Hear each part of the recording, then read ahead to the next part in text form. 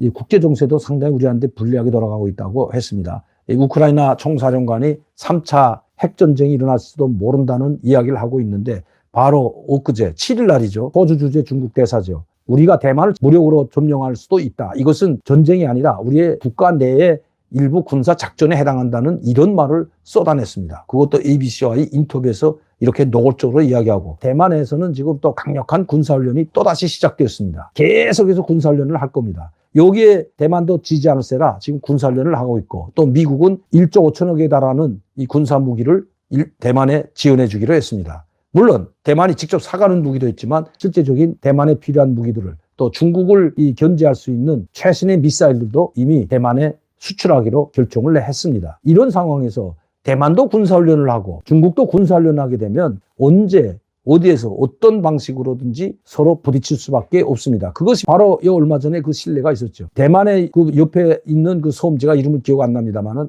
그 섬에 중국 인민해방군의 드론이 여러 차례 들어오자 드디어 대만이 그것을 격추시켰습니다. 처음에는 돌로 던지고 레이더로 조준하고 했다가 경고도 몇 번 했다가 이번에는蔡英원 총통의 강력한 지시에 의해서 격추시켰습니다. 그렇게 되면 만에 하나 이게 드론이 아니고 대만 용공의 중국의 비행기, 전투기가 나타났을 때 이런 일이 벌어진다면 그야말로 국지전이 아닌 전면전도 일어날 수 있는 그 가능성을 배제할 수가 없다는 겁니다. 그만큼 지금 아주 언제 어떤 일이 벌어질지 모르는 첨예한 군사적 대립이 대만도 군사훈련을 하고 중국도 대규모로 대만을 또다시 포위하고 군사훈련을 하고 있는 상황입니다. 얼마 전에는 러시아와 중국이 태평양에서 국동지역에서 대규모 군사훈련을 했습니다.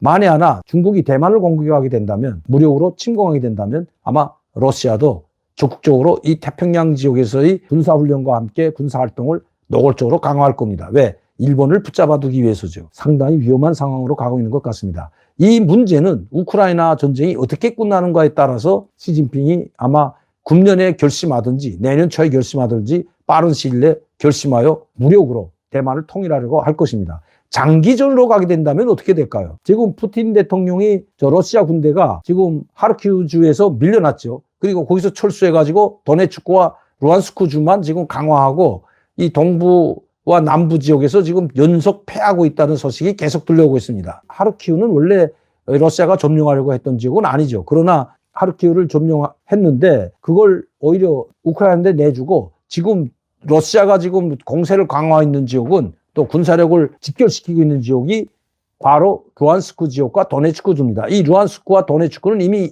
공화국으로 선포를 한 국가입니다. 이 두 국가만, 이 두 개 주, 도네츠크 주와 루안스크 주만이라도 러시아는 내놓지 않고 이것을 인정한다면, 공화국으로 인정한다면 협상도 할 수 있다는 이야기를 흘리고 있습니다. 그러나 젤렌스키 대통령은 단호하죠. 결코 러시아가 점령한 땅에서 나가지 않는 한 전쟁은 계속될 것이고 협상은 없을 것이다.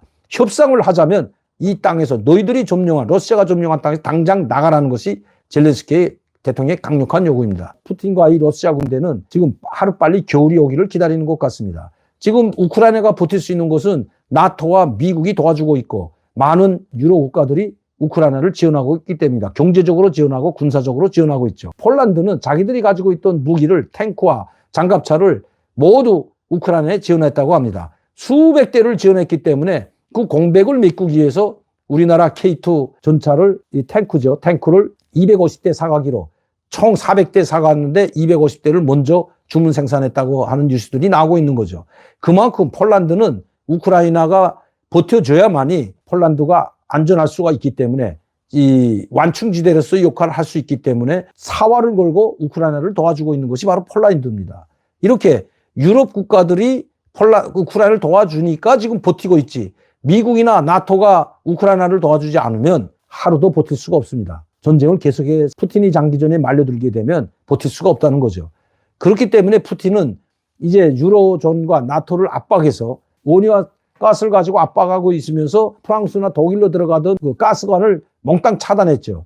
어느 정도 보장해주고 있던 가스도 다 이제는 끊어버렸습니다. 그리고 부품이 없어서 지금 이거 독일에는 뭐 원유를 가스를 가지고 이 무기화하는 것이 아니라 교체할 부품이 없기 때문에 노르트스트룸이라는 그 완이죠. 2는 지금 이미 뭐 가동이 하지 못하고 있고 독일로 들어가는 이 가스관에 부품을 교체하지 못해서 정상적으로 가스를 공급할 수 없다는 이 핑계를 대고 약 보름 동안 가스를 공급하지 않겠다고 했다가 이제는 영원히 잠근다고 선포를 내버렸습니다. 지금 독일, 프랑스, 영국 할 거 없죠. 지금 이 소방 국가들이 지금 난리가 났습니다. 지금 물가가 가스와 원유 때문에 물가가 천정부지르고 오르고 있습니다. 심지어 지금 몇 배, 전기값은 지금 독일 같은 경우는 몇 배가 올랐다고 합니다. 경제적 타격이 엄청나게 클 수밖에 없다는 겁니다. 푸틴이 노리는 게 바로 이거라는 거죠. 그리고 푸틴은 이제 전격전을 하려고 해도 이 벌판이 지금 넌과 밭이 많은데 밭이 많죠. 이 밭이 얼어붙어야 산과 둘을 넘어서 푸틴의 전차부대들, 장갑차부대들이 전격 전진할 수 있는데 이 도로로만 전격하다 나니까 지금 피해가 막심하다는 겁니다.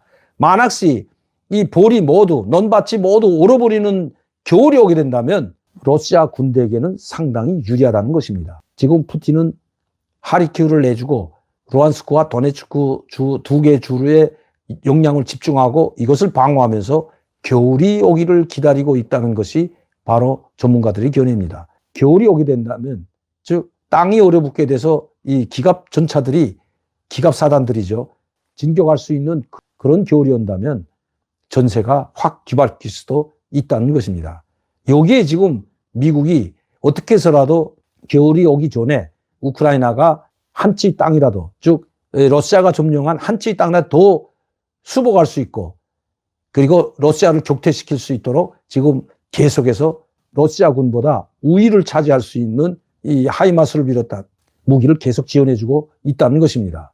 어쨌든 이 러시아와 우크라이나 전쟁은 장기화될 수밖에 없을 것 같습니다. 루안스크와 도네츠크주에서는 철수할 푸틴이 아니기 때문입니다. 만에 하나 거기서 철수하게 된다면 푸틴의 위신은 땅바닥에 떨어질 뿐만 아니라 대통령의 권좌에서도 내려오지 않으면 안 되는 상황에 빠지고, 그렇게 된다면 그야말로 전범자로 국제재판소에 세워질 수도 있기 때문입니다. 다시 말씀드리면 푸틴의 운명이 이 우크라이나 전쟁에 달려있는데, 과연 푸틴이 우크라이나 전쟁에서 자기들이 점령한 루안스크와 도네츠크까지 내주고 철수를 할까요?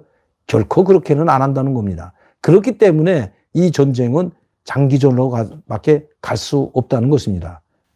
우크라이나의 선택은 미국과 나토에 달려있다고 해도 과언이 아닙니다. 나토와 미국이 계속해서 겨울이 되고 유로존이 경제적으로 타격을 받더라도 무기를 지원해주면 전쟁을 할 수 있지만, 그렇지 않으면 정전 협상에 나설 수밖에 없는 것이 바로 우크라이나이기 때문입니다.